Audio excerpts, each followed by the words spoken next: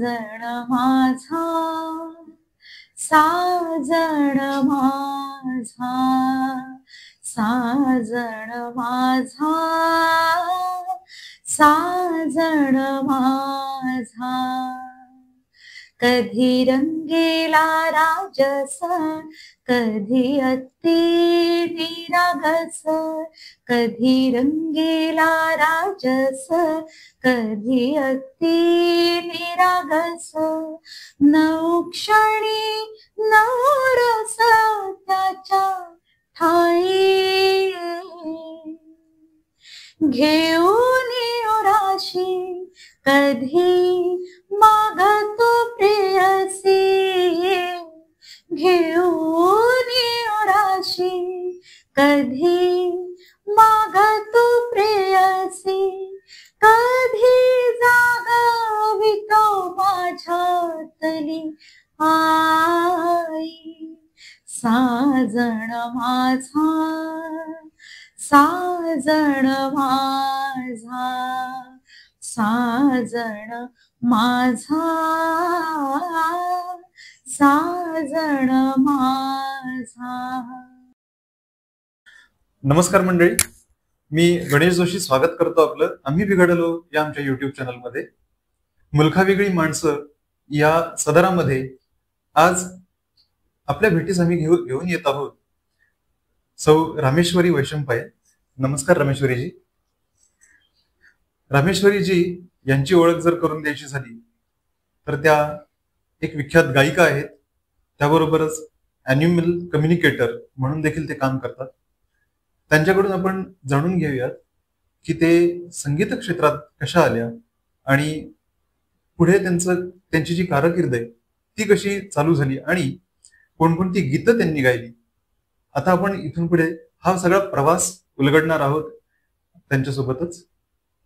रामेश्वरीजी, तुम्हाला एक पहिला प्रश्न असा मला विचारायचा. त्याआधी मी थोडंसं धन्यवाद मानते सगळ्यांचे की तुम्ही आज मला इथे या पॉडकास्ट इंटरव्ह्यू साठी बोलवलं आणि ही छान संधी दिली आहे, त्यामुळे नक्कीच थँक्यू.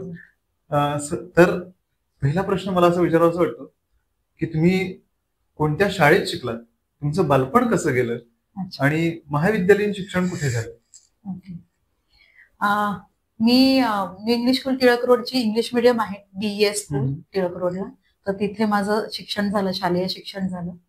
आणि शाळा शिकत असताना पण अनेक स्पर्धांमध्ये, म्हणजे आपण म्हणू शकतो की शाळेचा एक खूप मोठा प्रभाव माझ्यावर पडला की शाळेतल्या टीचर्सनी मला ज्या दिसेल त्या कॉम्पिटिशन मध्ये भाग घ्यायला लावला रादर. त्यामुळे ती थोडीशी स्टेज फ्राईट किंवा एकंदर थोडंसं डेअरिंग येणं आणि स्टेज फ्राईट जाणं हे कारणीभूत ठरलं. त्याच्यानंतर मी माझं 11वी-12वी मी SNDT कॉलेजमध्ये केलं, गाण्यातच केलं. आणि 12वी मध्ये मी अर्थात पहिली होते, 11वी-12वी दोन्ही वर्ष मी पहिली होते गाण्यामध्ये, संगीतामध्ये. आणि ऍट द सेम टाइम त्यावेळेला मी इंग्लिश लँग्वेजमध्ये, इंग्लिशचे जे पेपर असतात 12वीत त्याच्यात मेरिटमध्ये आले. सो तिथल्या मग प्रोफेसर्सनी असं सांगितलं की अगं गाणं साईड बाय साईड करशील पण इंग्लिशमध्ये काही अभ्यास न करता जर मेरिटमध्ये येऊ शकतेस तर मग why not do your graduation and complete your graduation in English. तर त्यांच्या सजेशन्स प्रमाणे मी इंग्लिश मध्ये BA करायला आले फर्ग्युसन मध्ये. आणि मग मी फर्ग्युसन मध्येच BA आणि MA केलं माझं इंग्लिश लिटरेचर मध्ये. MA लाही मी एका विषयात युनिव्हर्सिटी फर्स्ट होते. आणि असा तो एक शाळा आणि कॉलेज असा तो एक प्रवास होता. बरं, मग तुम्ही शाळेमध्ये जेव्हा शिकत होता तेव्हाच संगीताचे तुमचे धडे सुरू झाले होते? हो, ऍक्च्युली कसं झालं, मी साधारण एक 7-8 वर्षाची असतानाच आईला लक्षात आलं, छायागीत असायचं पूर्वी दर रविवारी, तर तेव्हा मी तिथे जाऊन समोर उभी राहून गाणी ऐकायचे मन लावून, जी आठवायची ती गायचे पण, किंवा जाहिराती गात असायचे. तर मग त्या सुमारास आईला लक्षात आलं की अरे हिला जरा बरा गळा आहे, जरा समज आहे. तर मग आईची मैत्रीण आहेत अनुराधा मराठे म्हणून प्रख्यात गायिका आहेत आपल्या पुण्यातल्या, तर त्यांच्याकडे आई घेऊन गेली की अगं हिचा जरा आवाज बरा वाटतोय तर बघ काय गाईल का वगैरे असं. तर तेव्हा माझं साधारणतः एक 10 वर्षाची मी असताना माझं शिक्षण सुरू झालं अनुराधा मावशीकडे. आणि मग त्याच्या पुढे मग हळूहळू शास्त्रीय संगीताची गोडी लागली, त्याच्या परीक्षा देणं, मग त्याचा थोडासा रियाज करणं. खरं तर लहान असताना आवडायचं नाही, गाणी गायला जास्त मजा यायची, पण हे सगळं करावं लागतं. आपण म्हणतो ना की एबीसीडी शिकणं गरजेचं आहे. जर तुम्हाला निबंध लिहायचे असतील पुढे असे, तर एबीसीडी शिकायला पाहिजे. तसं मी शास्त्रीय संगीत शिकले. पुढे जाऊन मधुसूदन पटवर्धन म्हणून माझे गुरु होते, त्यांच्याकडे मी बऱ्याच परीक्षा दिल्या. नंतर सुधाताई पटवर्धन, नंतर दिवाण सर यांच्याकडे मग माझी संगीत विशारद अशी परीक्षा होत होती. आणि सायमल्टेनियसली शाळा कॉलेज हेही शिक्षण होत होतं. परत अनेक स्पर्धांमध्ये मी भाग घेत होते, जसं की सारेगमा मराठी होतं. नंतर सुपरस्टार म्हणून एक कॉम्पिटिशन होती डीडी मेट्रो चॅनेलवर, तर त्याच्यामध्ये पण मी सहभागी झाले होते, मेगा फायनलिस्ट होते. तर अशा त्या लेवलच्या स्पर्धा चालल्या होत्या आणि कॉलेज लेवलच्याही सगळ्या स्पर्धा चालल्या होत्या. तो एक छान छान प्रवास होता. आणि at the same time programmes पण सुरू झाले होते थोडे थोडे. असा एक छान तो गाण्यातला प्रवास छान चालू होता. म्हणजे मग ह्या प्रवासामध्ये आपण गाणं छान गाऊ शकतो हे जेव्हा लक्षात आलं तुमच्या, तर त्याच्यानंतर मग तुम्ही डायरेक्ट एखादी स्पर्धा म्हणजे फेस करण्यासाठी गेलात की कसं होतं? म्हणजे मग ते कसं होतं की घराच्या आजूबाजूला तुमचं जो वातावरण होतं, घरातलं वातावरण जे होतं ते संगीतमय होतं, त्याच्यातून ते फुलत होतं, की तुम्ही आता जसं सांगितलं की अनुराधा मराठे यांच्याकडे तुम्ही शिक्षण घेतलं, संगीताचं शिक्षण घेतलं, तर तिथून ते सुरुवात झाली. तर म्हणजे स्पर्धेकडे कसं वळलात? म्हणजे तो टर्निंग पॉइंट काय होता एक्झॅक्टली? घरातलं वातावरण म्हणाल तर मी शिकावं म्हणून आई सुद्धा माझ्यासाठी शिकायला लागली. माझी आजी म्हणजे आईची आई खूप छान गायची. म्हणजे अनुराधा मराठ्यांचे जे गुरु होते नाईक सर, त्यांच्याकडेच माझी आजी पण जायची शिकायला. धुळ्याला होते तेव्हा ते सगळे. आणि माझ्या बाबांची आजी आई, तर माझी तिकडची आजी पण खूप छान गायची. ती अशी मंगलाष्टक इन्स्टंट तयार करून वगैरे गायची. त्यामुळे आवड दोन्ही साईडला होती. त्यामुळे आणि वडील माझे उत्तम लेखक आहेत, उत्तम समीक्षक आहेत, संगीत समीक्षक आहेत. त्यांची खूप प्रसिद्ध पुस्तकं पण आहेत या फील्डमध्ये. त्यामुळे घरात सगळे कानसेन होते, म्हणजे उत्तम कानसेन होते. म्हणजे काय योग्य गाते आणि काय चुकीचं गाते हे होतच. आणि खूपशी माझी आई कारणीभूत आहे, कारण बऱ्याचशा स्पर्धांमध्ये तिने उत्साहाने मला भाग घ्यायला लावला. मी खरं तर खूप घाबरायचे सुरुवातीला, पण तिच्यामुळे मी केवळ जायचे आणि त्याच्यात भाग घ्यायचे, स्कूल्समध्ये किंवा कॉलेजेसमध्ये पण. आणि मग नंतर एकदा लक्षात आलं की अरे आपण चांगलं करू शकतोय. त्यानंतर there was no looking back. Okay, वा, फारच सुंदर प्रवास होता हा. आणि मग प्रत्यक्ष स्टेज शो कधी केला? म्हणजे शाळा कॉलेज सुरू असतानाच पहिल्यांदा काही एखादी संधी मिळाली स्टेज शो करण्याची? म्हणजे 11वीत वगैरे असल्यापासून अगदी छोटेखानी कार्यक्रम आपल्याकडे गणपतीत असायचे, अगदी छोटेसे. तसं अगदी अमॅच्युअर गायकांबरोबर, अर्थात मी तेव्हा अमॅच्युअरच होते, त्यामुळे तेव्हा सुरुवात झाली.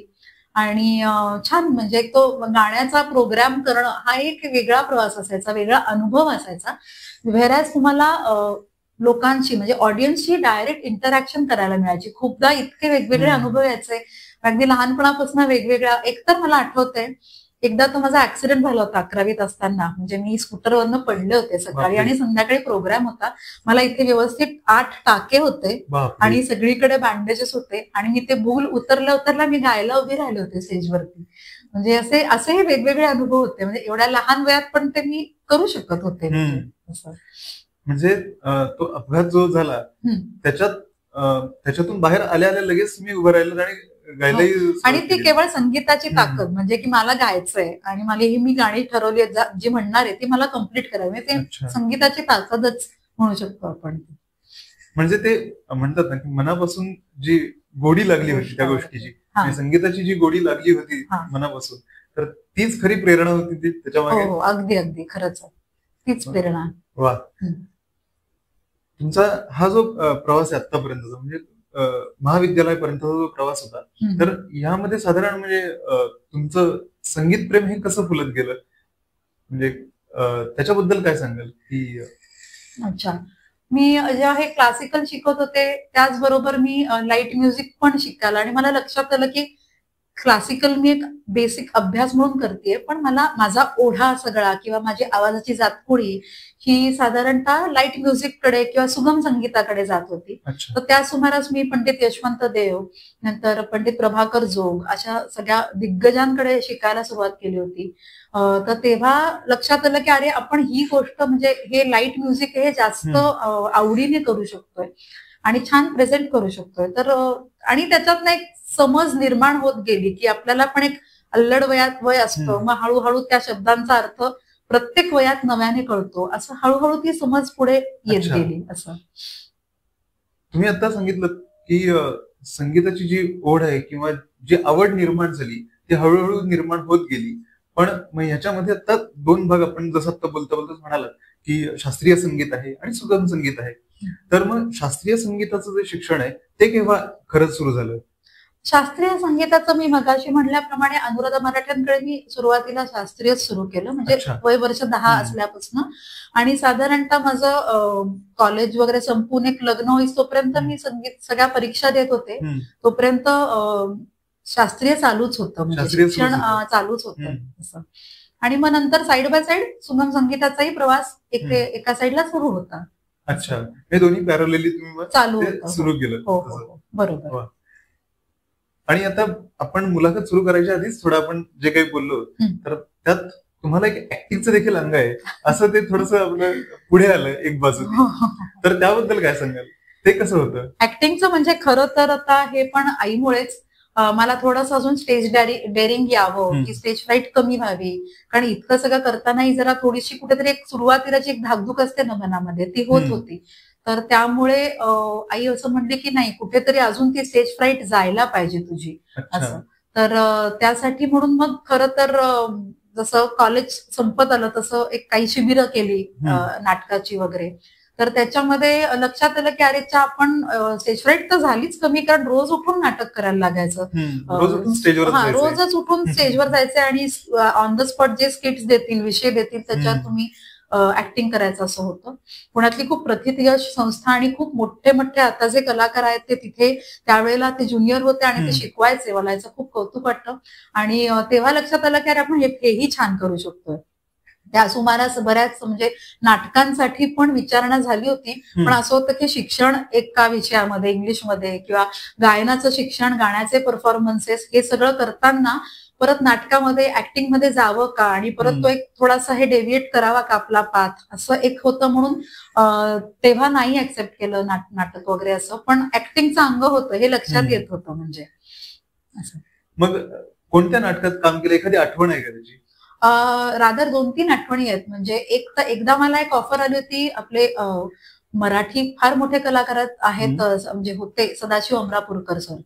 तर त्यांनी एकदा कॉल केला होता आणि त्यांनी विचारलं होतं की त्यांना एक नाटक होतं आणि त्याच्यासाठी गाणारी मुलगी हवी होती हिरोईन म्हणून, जी सुगम संगीत गाते आणि असं काहीतरी कॅरेक्टर होतं. तर तेव्हा त्यांनी विचारलं होतं, पण अर्थात तेव्हा जरा लग्नाचं वय होतं आणि मग ते म्हणाले की नाही, महाराष्ट्रभर दौरे असतील त्यामुळे ती अवेलेबल पाहिजे. त्यामुळे परत आपण म्हणतो ना की प्रायोरिटीज आपल्या आयुष्यात बदलतात. त्यामुळे आई म्हटली अहो नाही, ती गाण्याचं करते ते भरपूर आहे, मला असं ह्या ऑड वयात असं नाटकाच्या क्षेत्रात तिला नाही घालायचं. त्यामुळे ती एक संधी माझी हुकली.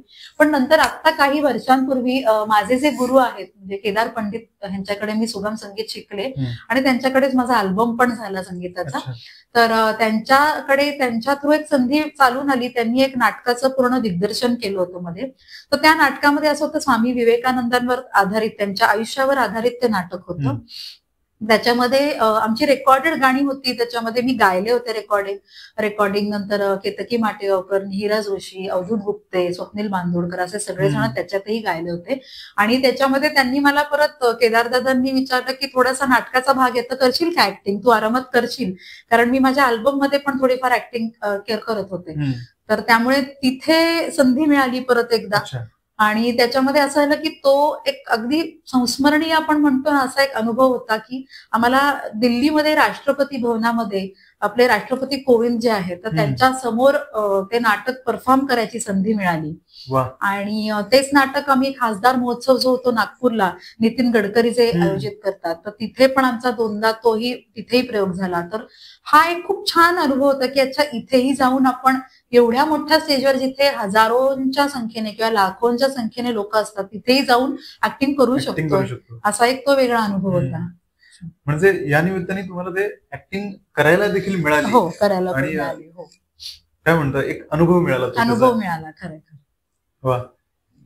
मग आता इथून पुढे तुम्ही एक अॅनिमल कम्युनिकेटर देखील आहात, तर त्याच्याबद्दल आपण थोड्याच वेळात बोलूया त्याच्यावरही. त्याच्या आधी मला माझं म्हणजे थोडंसं अल्बम बद्दल पण सांगायला आवडेल की म्हणजे मी इतके वर्ष कार्यक्रम करत होते आणि खूप मोठमोठ्या कलाकारांच्या समोर किंवा त्यांच्या सोबतीने मी कार्यक्रम करत होते, जसं की ओ.पी. नय्यर फार मोठे कंपोजर आपल्या फिल्म इंडस्ट्रीतले होते, आणि नंतर नौशादजी, रवी साहेब, कल्याणजी आनंदजींपैकी आनंदजी, प्यारेलालजी, लक्ष्मीकांत प्यारेलाल पैकी प्यारेलालजी, सुमनताई कल्याणपूर, सुरेशजी वाडकर, अशा सगळ्या दिग्गज कलाकारांसोबत मी स्टेज शोज करत होते. तर हे सगळं करता करता मी जेव्हा मगाशी उल्लेख केल्याप्रमाणे केदार पंडितांकडे मी शिकायला गेले, परत असंच सुगम संगीत मी अशोक पत्की सरांकडे काही वर्ष शिकायचे, तर त्यांच्याही रेकॉर्डिंग मध्ये काही मी गायलेले आहे, त्यांच्या काही जिंगल्ससाठी म्हणा वगैरे असं. तर केदार दादांकडे मी आले तर केदार दादा म्हणाले की अगं तुझा आवाज छान आहे, समज छान आहे, तर मग तू तीच गाणी गाण्यामध्ये का आयुष्य घालवतेस, तर नवीन काहीतरी क्रिएटिव्हिटी का नाही करतायत. तर म्हणून मग केदारदादांनी हे प्रपोजल मांडलं की एखादा आपण अल्बम करू तुझ्या आवाजातला गाण्यांचा असं. तर मग तो आम्ही विचार केला, माझ्या नवऱ्यानेही खूप छान मला सपोर्ट केला त्याच्यामध्ये, आणि मग आम्ही साजण माझा म्हणून हा एक अल्बम तयार केला. त्याच्यामध्ये साधारण 12 गाणी आहेत. प्रेम हा विषय आणि प्रेमाचे वेगवेगळे ऍस्पेक्ट्स, म्हणजे आई मुलाचं प्रेम, प्रियकर प्रेयसीचं प्रेम, देवाचं आणि भक्ताचं प्रेम असे, किंवा निसर्गाचं आपल्यावरचं आणि आपलं निसर्गावरचं प्रेम, असे अनेक ऍस्पेक्ट्स कव्हर केले त्याच्यामध्ये. तर त्याचे अत्यंत प्रथितयश आपले कवी गीतकार जे आहेत मराठीतले, श्री वैभव जोशी, तर त्यांनी त्याचं सगळी गाणी त्याची लिहिली होती आणि केदारदादांनी संगीत लावलं आणि संगीत दिलं. आणि एक गाणं स्वप्नील बांदोडकर गायलेत माझ्याबरोबर, एक ऋषिकेश रानडे गायलेत. तर असा तो एक अप्रतिम अनुभव होता. म्हणजे त्याच्यातही मी थोडंफार ऍक्टिंग करत होते, गाण्याचाच अनुभव फारच सुंदर होता. आणि एकंदर म्हणजे असं गाणं जन्माला यायचं, कवीच्या मुखातनं गाणं जन्माला आले, संगीतकाराने संगीत लावले आणि लगेच मी तिथे गाऊन बघितलंय. अशी एक इतका सुंदर प्रवास आणि सुंदर वेळ होती ती. असे खूप छान दिवस, अनुभव खूप छान होता तो असा. म्हणजे त्यानिमित्ताने म्हणजे ऑन स्क्रीन, म्हणजे तुम्ही ऑन स्क्रीन देखील ती गाणी अल्बमसाठी गायलात, म्हणजे त्याचं रेकॉर्डिंग, प्रॉपर रेकॉर्डिंग करून असे छान वेगळा अनुभव घेतला. वेगळा अनुभव म्हणजे नाविन्याचा अनुभव, म्हणजे कलाकार म्हणून त्याच कलाकृतीची निर्मिती करण्यापेक्षा टोटल एखादी नवीन कलाकृती आपण निर्माण करतोय, आपण त्याच्यामध्ये आपले काहीतरी स्वतःचे इनपुट्स देतोय, हे एका कलाकारासाठी फार इम्पॉर्टंट. आणि ती क्रिएटिव्हिटी ना कलाकारामध्ये असणं गरजेचं आहे. वर्षानुवर्ष तेच तुम्ही कॉपी करत आलात तर ठीक आहे, म्हणजे त्याच्यात कॉपी केली आहे, पण ती तुमची ओरिजिनॅलिटी नाही होत. म्हणजे दुसऱ्यांनी गायलेलं गाणं आपण गाऊ शकतो, ठीक होतं ते. पण जे नवीन गाणं, एखादं नवीन काहीतरी एखादी कलाकृती आली आहे आणि त्याच्यावर नवीन लावलेली चाले, बरोबर, ती सादर करणं, आणि ती मला खरंच सांगायला खूप छान वाटेल की आता मी सुरुवातीला जे गाणं गायलं माझ्या अल्बमचं टायटल सॉंगच होतं ते, तर मी माझ्या प्रोग्राम्स मध्ये आत्ताही आवर्जून ही नवीन गाणी प्रेझेंट करते आणि लोकांना ही गाणी आवडतात, ती अपील होतात आणि लोक पुढच्या वेळेला जेव्हा मी कार्यक्रम करते तेव्हा आवर्जून सांगतात की अहो तुमच्या अल्बम मधलं ते तुम्ही गाणं गाल का प्लीज, असं जेव्हा सांगतात ना, ती पावती फार मोठी असते. म्हणजे ऍज अ कलाकार म्हणून मला ती खूप छान वाटतं की अरे नवीन मी जे काय देते तेही लोकांना आवडतंय, पसंतीस उतरतंय. पसंतीस उतरतंय. आपण एक अॅनिमल कम्युनिकेटर देखील आहात, तर अॅनिमल कम्युनिकेशन म्हणजे नक्की काय करतात, किंवा त्यात नक्की ही प्रोसेस काय असते त्याची? अच्छा, सर्वात प्रथम अॅनिमल कम्युनिकेशन म्हणजे ही गोष्ट खूप कमी लोकांना माहिती आहे. आता आजकाल जरा थोडंसं अवेअरनेस आलाय त्या बाबतीत. तर अॅनिमल कम्युनिकेशन म्हणजे प्राण्यांशी बोलणं, प्राण्यांचे मेसेजेस घेणं आणि जर त्यांचे ओनर्स असतील तर त्यांना देणं. तर हे बेसिक गोष्ट असते. It is like nature and animal communication. तर त्याच्या अंडर मी झाडांशी बोलू शकते, आपल्या घरातली झाडं किंवा बाहेरची झाडं किंवा असं लँडस्केपशी बोलू शकते. आणि म्हणजे हे मला नंतर लक्षात आले की अच्छा असंही होतंय, कधी कधी वास्तू बोलतात, तिथले लँडस्केप्स बोलतात किंवा असंही होतं. आणि प्राणी तर डेफिनेटली प्राणी बोलतातच आणि खूप छान बोलतात. तर animal communication is nothing but त्यांच्याशी बोलणं, त्यांचे मेसेजेस घेणं आणि देणं असं. नॉर्मली काय असतं, माणसांशी बोलणं हे समजू शकतो एक वेळ, कारण भाषा वापरतो, काहीतरी माध्यम आहे आपण, म्हणजे भाषा हे कसं माध्यम आहे त्याचं. तर अॅनिमल कम्युनिकेशन म्हणजे त्यात तर भाषा तर कुठे नाहीये खरं तर. ते ऍक्च्युअली टेलिपॅथिक अॅनिमल कम्युनिकेशन आहे. म्हणजे आपण कसं म्हणतो ना की टेलिपॅथी होती की मी आता मैत्रिणीला कॉल करणार होते आणि तिचाच कॉल आला मला, तर ही जशी आपण म्हणतो की अरे टेलिपॅथी, तर तसं ते टेलिपॅथिक कम्युनिकेशन आहे. म्हणजे it is a connection of energy किंवा सोल्स. म्हणजे माझं सोल त्या अॅनिमलच्या सोलशी बोलणार असं असतं बेसिकली. सो त्याला भाषेचं बंधन नसतं. म्हणजे मी जी भाषा बोलते त्या भाषेत तो प्राणी बोलणार माझ्याशी असं. अच्छा, पण मग नक्की हे घडतं कसं? घडतं म्हणजे ती प्रोसेस तर खरं मी अशी तर हे करू शकत नाही, कारण एकतर ही आपण शिकू शकतो अॅनिमल कम्युनिकेशन खरं तर. आणि त्याच्यामध्ये असंही आहे की तुम्हाला थोडीशी प्राण्यांची आवड असेल किंवा नेचरशी थोडंसं जास्त इन्क्लिनेशन असेल तुमचं, तर तुम्हाला ते पटकन इझिली जमू शकतं असं आहे. आणि एकंदर असा अनुभव येतो की आपण ज्या प्राण्यांशी बोलतो ना, अगदी आपल्याला खूप डेंजर आणि खूप असे डेडली दिसणारे प्राणी पण खूप सुंदर बोलून जातात असंही असतं. किंवा आपण ज्या प्राण्यांना शी किती घाण आहे हा असं ज्या म्हणतो ना, पण ते प्राणी पण खूप छान बोलतात किंवा त्यांचे विचार खूप हाय लेवलचे असतात. म्हणजे आपण जे म्हणतो ना की अरे आपण माणूस आहोत, आपल्याला सगळं कळतं, आपल्याला सगळं येतं, आपण हे जग निर्माण केलंय, तर तसं नाहीये. ते आपल्याही पुढे जाऊन विचार करतात, आपल्याही पेक्षा प्रगल्भ त्यांच्या काही काही गोष्टी येतात त्यांच्याकडनं असं. म्हणजे मला काही उदाहरणं असं द्यायला आवडेल. म्हणजे मी माझ्या नवीन घरामध्ये जेव्हा शिफ्ट झाले तेव्हा तिथे असं जंगल डोंगरासारखं आहे आणि मी कार पार्क करत होते, तर तिथे रस्त्यावरती खूपशा गाड्या येता जाताना बेडूक असतात ना, चिरडून जायच्या अंधारामुळे वगैरे असं. तर माझा मुलगा पण ह्याचसाठी म्हणजे अॅनिमल लव्हर असल्या कारणाने आम्ही कायम गाडी थांबवायचो, तो उतरायचा, तर बेडकांना हाकलायचा आणि मग आम्ही पुढे गाडी न्यायचो. तर मी जेव्हा माझ्या पार्किंगमध्ये कार लावत होते तर मी नेहमी उलटी लावते कार, तर मला दिसलं की एक मोठा बेडूक पार्किंगमध्ये ह्या भिंती ते त्या भिंत असं क्रॉस करतोय. बरं, इथे डोंगराळ भाग असल्या कारणाने बेडूक पण असा म्हणजे कासवाच्या साईजचा असे इथे असतात. म्हणजे इथे मोठेच साईज आहेत सगळ्या किड्यांचे ह्याचे त्याचे. तर तो बेडूक मला क्रॉस करताना दिसला आरशातनं, तर मी थांबले. मी माझ्या लेकाला म्हटलं की तो तिथे गेला का की मग सांग, मग मी गाडी लावते. आणि तो तिथे गेल्यावरती मग मी गाडी लावली आणि मग मी उतरले. आणि मी त्या दिवशी असं ना, मी कम्युनिकेशनच्या ह्याच्यात नाही, आपण कसं आता बोलतोय ना तसं मी उतरले आणि त्याच्या शेजारी अशी उभी राहिली आणि त्याला म्हटलं का रे शहाण्या, म्हटलं तुला दिसतंय की मी गाडी लावतेय, पार्क करणार आहे, मी उलटी गाडी आणतीये, हे तुला दिसतंय, तरी तू असा बघून वगैरे तर इकडनं तिकडे असं उड्या मारत गेलास. म्हटलं तू जर गेला असतास माझ्या गाडीच्या खाली चिरडला तर म्हटलं काय झालं असतं. तर तो म्हणला 1 मिनिट. म्हणजे तो बेडूक बोलायला लागला त्या क्षणी. मग तो पहिला अनुभव बेडकाशी बोलण्याचा. तर तो बोलायला लागला. तो म्हणला पहिली गोष्ट, तू मला गाडीने चिरडणार नाहीस हे मला माहितीये, कारण तू जे रोज करते ते मीही बघतो, तू काही कुणाला चिरडणार नाहीस. म्हणलं बरं. दुसरी गोष्ट, आता मला तिकडे एक शिकार दिसली, म्हणजे काही किडा वगैरे दिसला, तर मला आत्ता ते खायचंय. तर मी हा विचार करत बसलो की अरेच्या, मग मी आता हे क्रॉस केलं तर मग मी मरेन, मग मला काय होईल, मग असा सगळा विचार करत बसलो. तो आत्ताचा जो माझा आनंद आहे ते शिकार खाण्याचा, तो माझ्या हातनं निसटून जाईल. म्हणजे आता ह्या क्षणाचा आनंद मी का सोडू पुढचा विचार करत बसण्यापेक्षा. तो एक सांगितलं. आणि सगळ्यात महत्वाची तिसरी गोष्ट म्हणजे, मी जर मेलो तर पुढचं आयुष्य, काहीतरी पुढचा जन्म छानच असेल. अच्छा, तर मी का आता विचार करू की मी माझं पुढे काय होईल, तो मला छानच देईल, कारण तो भगवंत मला पुढचा जन्म देणार आहे. हे ऐकल्यावरती ना मी अशी होते की अरे बापरे, म्हणजे एखादा बेडूक पण हे असं तत्वज्ञान आपल्याला सांगू शकतं. म्हणजे इतक्या गोष्टी शिकवून जातात ते आपण विचारच नाही करू शकत असं. तर तो एक अनुभव छान होता म्हणजे असं. अच्छा, आता तुम्ही म्हणालात की बेडूक बोलला तुमच्याशी, म्हणजे तुमचा आणि त्याचा काहीतरी संवाद झाला, तर हा नक्की कसा होता? कशा स्वरूपाचा होता? म्हणजे आपण जसं म्हणतोय की शाब्दिक स्वरूपाचा तर नक्कीच नव्हता हा. मी खरं सांगू का, म्हणजे खरं असं असतं की आपल्या मनात आपला एक आंतरिक संवाद सतत चालू असतो, म्हणजे आपल्या मनाचा आणि आपला.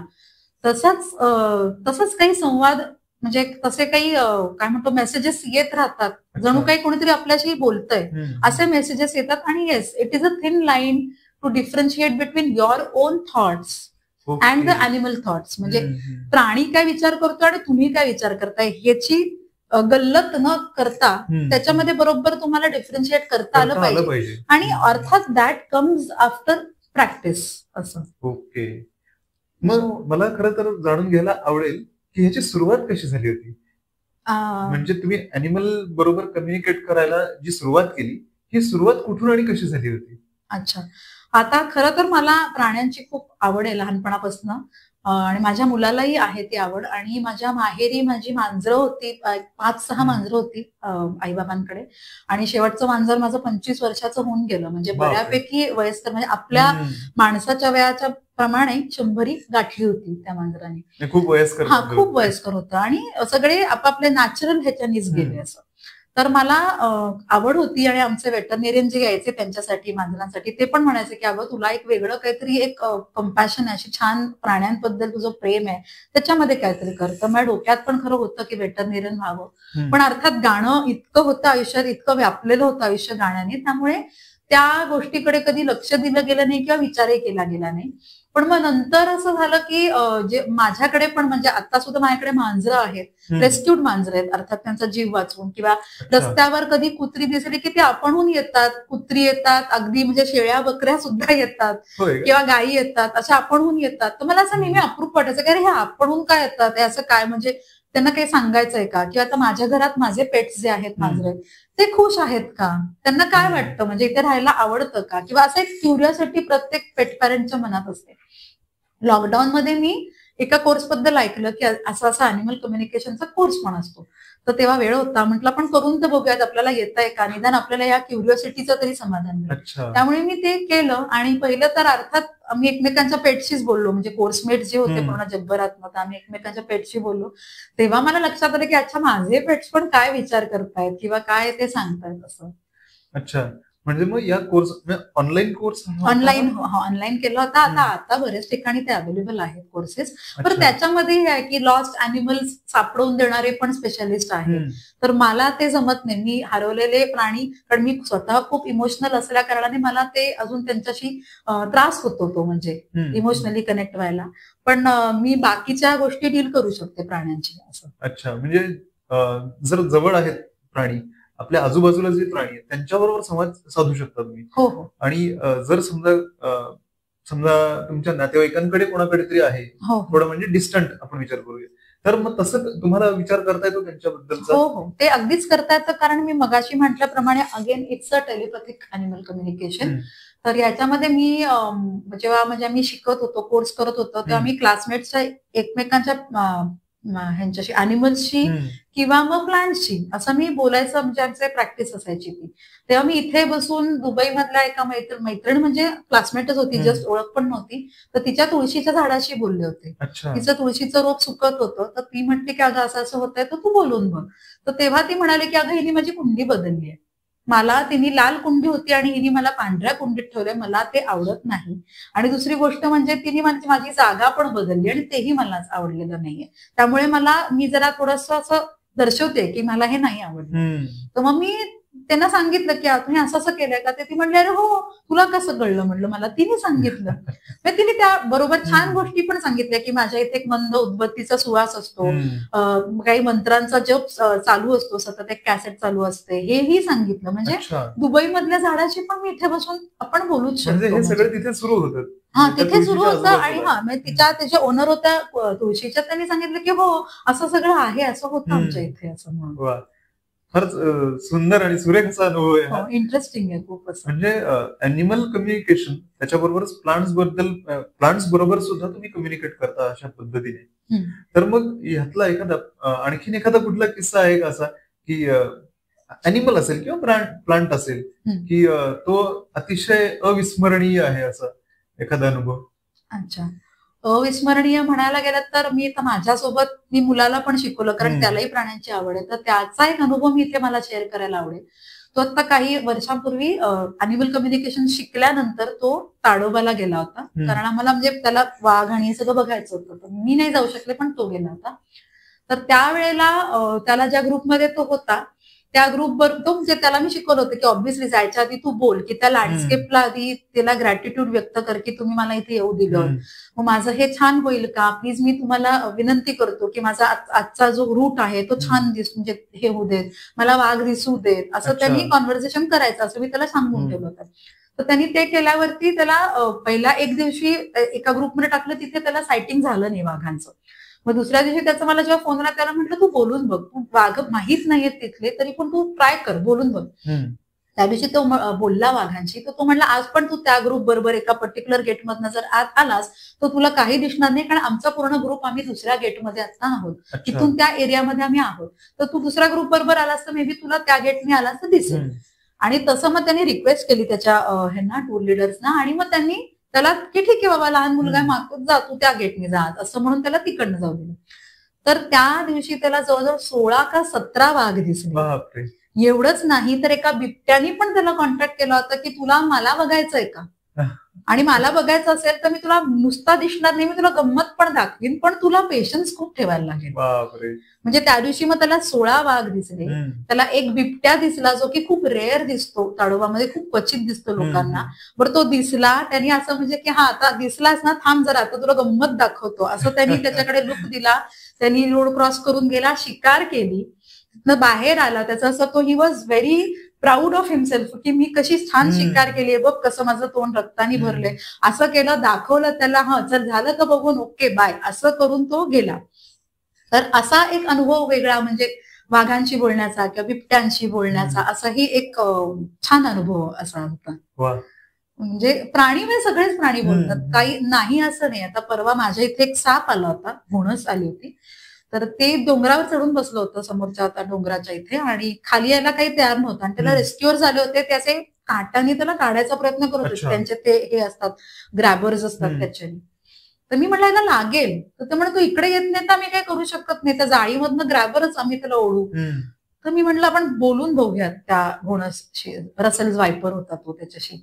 तर त्याला म्हटलं तू येतोस का इथे खाली, तुला मी प्रॉमिस करते की तुला जंगलात ते नक्की जाऊन सोडतील, तुला जीवाला हानी करणार नाही. तो म्हणला नाही मी घाबरलो, हे मला मारतील. म्हटलं तुला मारणार नाही, मी तुला प्रॉमिस देते, पण म्हटलं तू आता जर असा डोंगरावर चढून बसला तर त्या जाळीतनं ते ग्रॅबर घालता घालता तुला नक्की लागेल, तुला इजा होईल.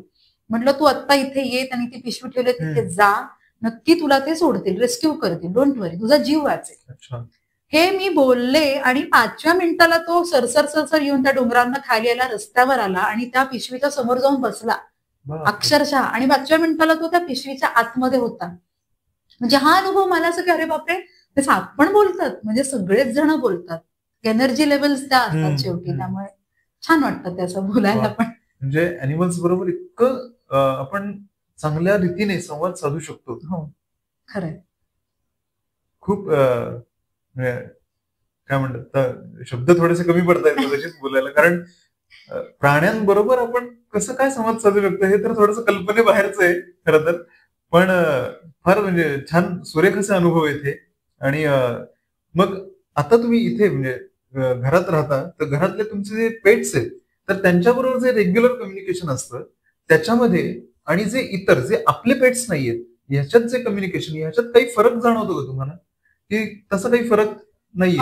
फरक असा नाहीये, आणि कसं असतं ते पण सगळे मनस्वी आहेत शेवटी. म्हणजे त्यांना बोलायचं असेल तर बोलतात ते, आणि नसेल बोलायचं ते बोलतही नाहीत. म्हणजे एकदा तर एका वडाचं झाड होतं असं मिनिएचर बोन्साय एका मैत्रिणीच्या घरात, त्यांनी सांगितलं की सॉरी मी तुला काही सांगणार नाही, कारण ह्या आमच्या घरातल्या प्रायव्हेट गोष्टी आहेत माझ्या आणि माझ्या फॅमिली मेंबर्स मध्ये, त्यामुळे मी सांगणार नाही असं क्लिअर सांगितलं. तर तसं असतं माझे पेट्स पण, त्यांना जर का एखादी गोष्ट सांगायची असेल तर ते आवर्जून सांगतात.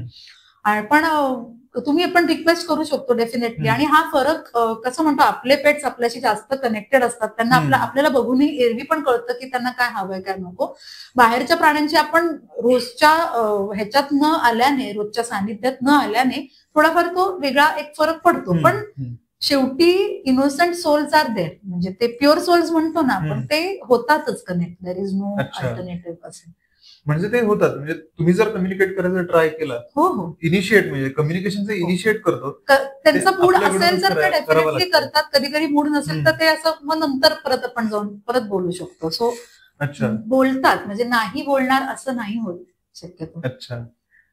असं कधी होऊ शकतं का, की म्हणजे एखाद्या पेटला म्हणा किंवा एखाद्या प्राण्याला तुमच्या बरोबर संवाद साधायचा इनिशिएट तिकडून होते, असं कधी होऊ शकतं? होतं ना, होतं. नॉट नेसेसरी पेट. एकदा असं झालं होतं की मी नवीनच हे शिकले होते आणि मी आमच्या पार्किंग मधनं चालले होते, तेव्हा जोरात आवाज आला, पाय ठेवू नको, थांब. मला असं झालं, म्हटलं बापरे हे काय, कोण बोललं? आणि मी लिटरली पाय असा हवेतच ठेवला, पुढे ठेवला आणि पटकन मागे घेतला आणि खाली बघितलं तर खाली एक गांडूळ चाललं होतं. अरे बापरे. आणि तो म्हणजे अर्थात मी पाय ठेवला असता तर तो मेलाच असता. म्हणून कदाचित त्यांनी आपणहून असं इनिशिएट केलं की अरे थांब, तू असा पाय नको, तो मी मरीन. असंही होतं. म्हणजे त्यांना जर इच्छा असेल ना तर ते डेफिनेटली कुठेही करतात, म्हणजे ते कॉन्टॅक्ट करतात. पण अगदी असंही नाही होत की अगदी ते जो पूर्वी पिक्चर आला तर अगोबाई अरेच्या तसे खूप आवाज कानात घुमतायत, हे होतंय, असंही होत नाही. त्यांची इच्छा आणि आपली इच्छा जेव्हा येते, एका लेवलला येते, तेव्हाच ती कनेक्टिव्हिटी होते. असं तेव्हाच ते कम्युनिकेशन होतं. म्हणजे हे कम्युनिकेशन होण्यासाठी मी आता म्हणलं तसं की ती एनर्जी लेवल मॅच व्हायला हवी, तरच ते कम्युनिकेशन एस्टॅब्लिश होऊ शकतं, बनू शकतं काहीतरी त्याच्यात. अच्छा, खूप सुंदर अनुभव सांगितले तुम्ही. आणि अर्थात आपण जी सुरुवात केली होती गाण्याने, ते गाणं अप्रतिम होतं. थँक्यू. त्यानंतर गाणं आणि त्याच्याबरोबर अॅनिमल कम्युनिकेशन म्हणजे प्राण्यांबरोबरचा संवाद, ह्या दोन गोष्टी यांची जी सांगड आहे, किंवा ह्या दोन्ही गोष्टी काय एका ठिकाणी काही कनेक्ट होतात असं तुम्हाला वाटतं का? म्हणजे डेफिनेटलीच. म्हणजे गाणं म्हणजे काय तर एक बिईंग अन आर्टिस्ट. तर तुम्ही आर्टिस्ट म्हणून मुळातच खूप संवेदनशील असता, किंवा तुम्हाला म्हणजे पटकन काही गोष्टी आपण म्हणतो ना की टचकन लागतात एखाद्या आर्टिस्टला. कधी कधी इमोशनली तो हर्ट होतो, कधी कधी इगो हर्ट होतो, किंवा असंही असतं, किंवा कधी कधी त्या इमोशन्स पटकन पोचतात, त्यांना त्या जास्त समजतात आर्टिस्टना सामान्य माणसांपेक्षा, असं म्हणतो. आणि त्या कदाचित, म्हणजे मी असा विचार करते की कदाचित त्या एक्सप्रेशन्स किंवा इमोशन्स जास्त समजत असल्या कारणाने प्राण्यांशी पण इमोशनली कनेक्ट करायला सोपं जातं कदाचित. किंवा त्यांची पेन असेल ती फील करायला सोपं जातं, किंवा असं म्हणजे सोपं जातं असं नाही म्हणणार मी, पण एक थोडंसं काय म्हणतो इज होतं ते सगळं. की आता त्याला जर का पोटात दुखत असेल तर मला ती पेन जाणवते थोडीशी, की मलाही पोटात दुखतंय, म्हणजे त्या प्राण्याला पोटात दुखतंय. तर हे इमोशनल कनेक्ट होण्यासाठी आर्टिस्ट आणि कम्युनिकेटर ह्या दोन्ही गोष्टींचा मला असं वाटतं मला फायदा होत असेल असं वाटतं मला. म्हणजे एक इमोशनल बाजू आपण म्हणू शकतो की स्ट्रॉंग असते, असं काही आहे असं वाटतं मला. म्हणजे आणि इमोशनल पण, आणि एक आपण म्हणू ना थोडंसं स्पिरिच्युअल बाजू पण स्ट्रॉंग होते बिकॉज ऑफ दॅट, असं मला खूपदा जाणवतं. की त्यामुळे ना मी माझं जे आराध्य दैवत आहे, तर मी स्वामी समर्थांना मानते, मी त्यांचं बऱ्यापैकी करते, तर मी त्यांच्याशी कनेक्ट होऊ शकते. म्हणजे मला माझ्या आयुष्यात पडलेले प्रॉब्लेम्स किंवा माझी न सुटलेली जी कोडी आहेत त्याच्यात कधी कधी ते मदत करू शकतात, किंवा काही ते संकेत असे देतात की ज्याची उत्तरं मला मिळू शकतात त्या माझ्या प्रश्नांची, किंवा ते मला सेन्स होतं की अरे नाही, स्वामी मला हे सांगतायत की रामेश्वरी असं कर, हे नको करू, हे असं का झालं, कारण हे कारण होतं. आपण खूपदा म्हणतो ना, अरे माझ्याच बरोबर असं का झालं, पण त्याला काही कारणं होती, ती कदाचित सामान्य माणसांना पटकन कळत नाही. ती बिंग कम्युनिकेटर मे बी मला कळतं की अच्छा हे असं पण तुम्ही सांगताय बरं का स्वामी, असं ते होतं कधी. म्हणजे थोडी आध्यात्मिक ऊर्जा म्हणू शकतो. आध्यात्मिक ऊर्जा त्याच्यामागे आहे. आणि तसं तुम्ही थोडंफार आपण मेडिटेशन करतो. मेडिटेशन काय आहे, स्पिरिच्युअलिटी मध्ये जे मेडिटेशन आहे तेच सेम तुम्हाला कम्युनिकेशन मध्ये पण प्रत्येकाचं मेडिटेशन फॉर्म वेगळा असतो. आता मी कम्युनिकेट करतेय आणि तुम्ही सपोज तुम्ही करताय कम्युनिकेट, तर तुमच्यासाठी ते मेडिटेशनचा भाग वेगळा असेल. म्हणजे माझं गाणं हे माझा मेडिटेशन आहे. कधी कधी मी रियाज करताना पण मी इतक्या ट्रान्समध्ये जाते की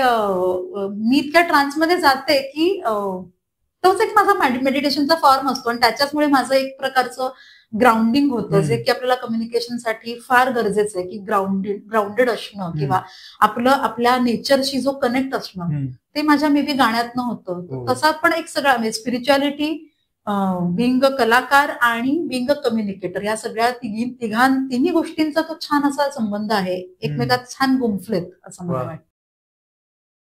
आतापर्यंत तुम्ही जे सांगितलं याच्यामध्ये म्हणजे अगदी सगळ्या जिवंत वस्तूंशी कसं कम्युनिकेट करायचं, अर्थात ह्याच्यामध्ये प्राणी आले, वनस्पती आल्या, यांच्याबरोबर तुम्ही छानपैकी कम्युनिकेट करून वेगवेगळे अनुभव सांगितले. तर असंच निर्जीव वस्तूंबरोबर पण घडतं असं? हो, नक्कीच. कारण मी जसं म्हटलंय, की एनर्जीशी कम्युनिकेट करतो ना, एनर्जी कनेक्ट करतो. तर एनर्जी इज प्रेझेंट एव्हरीवेअर. त्यामुळे निर्जीव वस्तूंशी पण करतात. मला याचा एक अनुभव सांगायला आवडेल. कारण मला स्वतःला हे माहिती नव्हतं जोपर्यंत मी हे शिकले, की मला काय काय करता येतंय. पण मला नॉर्मल कम्युनिकेटर्स पेक्षा अजून वेगवेगळं काय काय करता येतं हे मला स्वतःला हळूहळू मी शिकले. तर एकदा मी आणि माझे मिस्टर आम्ही गाडीने चाललो होतो आणि थोडीशी गाडी जोरात खड्ड्यातनं गेली आणि गाडी बंद पडली कार. आणि बंद पडल्यावरती आजूबाजूला काही नाही, पूर्ण निर्जीव असा रस्ता होता, कोणी माणसं नाही, काही नाही. आणि आम्ही आपलं तिथे फोनची रेंज नाही, काही नाही. आणि आम्ही असे भर उन्हात असे होतो आणि काही कळेना. तर माझे मिस्टर म्हटले, अरे बापरे, आता काय करावं, गाडी कशी स्टार्ट करावी. तर ते म्हणाले की तू गाडीशी बोलून बघतेस का. म्हटलं अरे गाडीशी कसं बोलणार, गाडीशी नाही बोलता येणार. म्हटले प्रयत्न तर कर. मग मी गाडीशी बोलले. तर ती गाडी म्हणजे ती निर्जीव असली तरी त्यांना सुद्धा डोकं आहे हे मला तेव्हा कळलं. म्हणजे ती म्हणाली की पहिली गोष्ट इतक्या जोरात नेतात का खड्ड्यामधनं. तर मी म्हटलं ओके सॉरी, चूक झाली. म्हटलं प्लीज क्षमा करा, माफी मागते, पण मला ह्याच्यातनं तुम्ही मार्ग सांगा काहीतरी. तर ती म्हणाली की मी सांगते, पण आधी माझी खरंच दोघांनी मिळून माफी मागा. आणि ती मागितली आम्ही. मग तिने मला सांगितलं की हे बघ, तिथे लेफ्ट साईडच्या इथे जिथे ड्रायव्हर सीटच्या शेजारी जो सीट असतं त्याच्या समोर जे कप्पा आहे तो उघड, तुला तुझी उत्तरं तिथे मिळतील. अच्छा. सो मलाही कळलं नाही की हे काय. मिस्टरांना म्हटलं ती असं असं म्हणते, बघूयात आपण काय. तर मग कप्पा उघडल्यावरती लक्षात आलं की तिथे ती गाडीची माहितीची बुक होती. आणि मग त्याच्यावरती मग आम्ही शोधलं की मग खरंच ती गाडी बंद पडली की काय करता येईल. आणि त्याच कप्प्याच्या मागे ते पूर्ण जरा थोडस काढून आतमध्ये एक बटन होतं जे दाबून गाडी रिस्टार्ट होते. आणि हे त्या गाडीने सांगावं, कारनी. तो हा एक अनुभव होता. आणि दुसरा एक सगळ्यात छान अनुभव मला शेअर करता येईल. माझे मिस्टर मर्चंट नेव्हीत आहेत. सो ते सेल करतात, जगभर त्यांचं चालू असतं आणि त्यांच्या शिप्स असतात ह्यूज. तर त्यांना एकदा ते साइन ऑफ करणार होते, म्हणजे परत येणार होते आपल्याकडे घरी. तर त्यावेळेला त्यांनी जवळजवळ पोस्ट कोविड पिरियड होता, त्यामुळे 11 महिने ते सेल केले होते आणि वैतागले होते अक्षरशः. तर असं झालं होतं की बोट बंदराला लागली आहे, समोर दिसते की बंदराला लागली म्हणजे जरा थोडंसं बंदरापासून लांब होती, एक छोटीशी ती टोईंग शिप असते ती सोडवायला येणार आहे. पण अचानकपणे सगळं वादळी वातावरण झालं आणि ते बंद झालं की तिथे ती बोट पोहोचणार नाही त्यांच्यापर्यंत, असं झालं. सगळं ढगाळ वातावरण. आणि मी फोन केला मिस्टरांना, तर ते खूप वैतागले होते. तर म्हणे काय एवढं मी सगळं झालंय, पण आता शेवटच्या क्षणी पण मला किती अडचणी. तर मग ते म्हणाले की तू बोलून बघ बोटीशी. म्हटलं हा बोटीशी, बरं बोट कुठे. तर पनामा कॅनालच्या इथे, म्हणजे पनामा सिटी तिकडे होती. मी म्हटलं अरे बोटीशी कसं. तो म्हटला नाही तू बोलून बघ. मग मी बोटीशी बोलायचा प्रयत्न केला. तर बोट म्हणाली की एक तर पहिली गोष्ट तो निघालाय आता माझ्याकडून, पण म्हणे त्यांनी एका शब्दाचा ग्रॅटिट्यूड व्यक्त केला नाहीये. तर त्याला इतके महिने मी माझ्यावर ठेवला, मी त्याला सेफ ठेवला, प्रोटेक्टेड वातावरणात ठेवला, पण त्यांनी एका शब्दाने मला धन्यवाद किंवा थँक्यू हे म्हणाला नाहीये. तर हे त्याला म्हणायला सांग, मला हे खूप लागलंय. तर मग मी मिस्टरांना इमिजिएटली सांगितलं की असं असं ती म्हणतीये. त्यांनी त्या क्षणी फोन ठेवला आणि त्यांनी त्या क्षणी ग्रॅटिट्यूड व्यक्त केला. अक्षरशः 1-2 मिनिटात सगळं ढगाळ वातावरण पूर्ण साफ झालं. त्याच्या छोट्या टोईंग बोट्स होत्या, त्या येऊ शकल्या आणि 5व्या मिनिटाला मिस्टर उतरून त्या बंदरावरती आले. म्हणजे हाही एक अनुभव आहे की निर्जीव बोट सुद्धा बोलते. म्हणजे आपण म्हणतो ना इच्छा तिथे मार्ग. तर म्हणजे कोणाशी बोलायचं आहे, तुम्ही अगदी छान प्रामाणिकपणे विचार करा. ती वस्तू लिव्हिंग और नॉन लिव्हिंग काही असू दे, ते बोलतात तुमच्याशी आणि प्रेमाने बोलतात. वा, किती सुंदर आणि फारच थरारक असा अनुभव आहे खरं तर. आणि म्हणजे या गोष्टी फार नकळत घडत असतात नाही. म्हणजे यात हा जो अनुभव आता जो तुम्ही सांगितला बोटीचा अनुभव, तो तर खरोखर म्हणजे सद्गतीत करणारा असा अनुभव आहे. तर सगळंच तुम्ही अतिशय जे सांगतायत ते वर्णनच फार भयानक असंच होतं. आता आपला जो मेन जो आपण सुरुवात केली होती की तुम्ही गाणं गाता, त्याच्यानंतर तुम्ही अॅनिमल कम्युनिकेटर देखील आहात. तर ह्याच्याबरोबरच तुम्ही मगाशी आपण जसं बोललो की ऍक्टिंगची सुद्धा तुम्हाला आवड आहे, तर या व्यतिरिक्त अजून काही केलंय का? की कारण एवढे सगळे पैलू मला एकाच व्यक्तिमत्वात दिसत आहे. मी ना महाराष्ट्र मिसेस महाराष्ट्राची विनर होते 2019, म्हणजे एक ब्युटी पेजंट पण केलेलं आहे. त्याच्यानंतर मी काही ब्रँडसाठी मॉडेलिंग करते, म्हणजे बऱ्यापैकी मॉडेलिंगच्या क्षेत्रात पण आहे छान चालू एक करिअर, म्हणजे साईड करिअर आपण म्हणू शकतो, पण आहे म्हणजे as a model, as a beauty pageant किंवा ऍज अ ग्रूमर म्हणून पण मला काही ठिकाणी बोलवतात आणि ग्रूमिंग सेशन्स कसे करायचे, एकंदर स्टेज परफॉर्मर साठी पण काय गोष्टी आवश्यक आहेत किंवा काय कसा आपला प्रेझेन्स असावा ऍज अ मेंटर म्हणून पण. आताच मध्ये मी काही स्कूल्सच्या स्पर्धा होत्या, त्याच्यामध्ये ऍज अ मेंटर म्हणून मी गेले होते त्यांना काही शिकवायला. सो असं पण साइड बाय साइड चालू आहे सगळ्याचं. अच्छा, खूपच छान वाटलं तुमच्याशी बोलून, आणि इतके वेगवेगळे तुमच्या व्यक्तिमत्वाचे पैलू आज उलगडत आले या निमित्ताने आता बोलताना तुमच्याशी. थँक्यू. आणि मी पण खूप आभार मानते. आम्ही बिघडलो आणि तुम्ही सगळीच म्हणजे टीम इतकी छान उत्साही आहे, आणि अशा विषयांवरती पण आणि सामान्य म्हणजे माझ्यासारख्या सामान्य माणसाची मुलाखत घेणं हे पण कलाकार आहात. तिथे असलं तरी कलाकार असंख्य आहेत किंवा व्यक्ती अशा माझ्यासारख्या व्यक्ती असंख्य, तरी पण माझ्यापर्यंत येऊन पोहोचून जाणून घ्यायची इच्छा निर्माण होणं हे फार मोठी गोष्ट आहे. त्यामुळे थँक्यू सो मच. नक्कीच. आपण या मुलाखतीसाठी वेळ दिलात आणि आमच्या या आम्ही बिघडलो या पॉडकास्टसाठी वेळ दिलात, त्याबद्दल आमच्या पूर्ण टीम कडून तुमचे मनपूर्वक आभार. Thank you very much.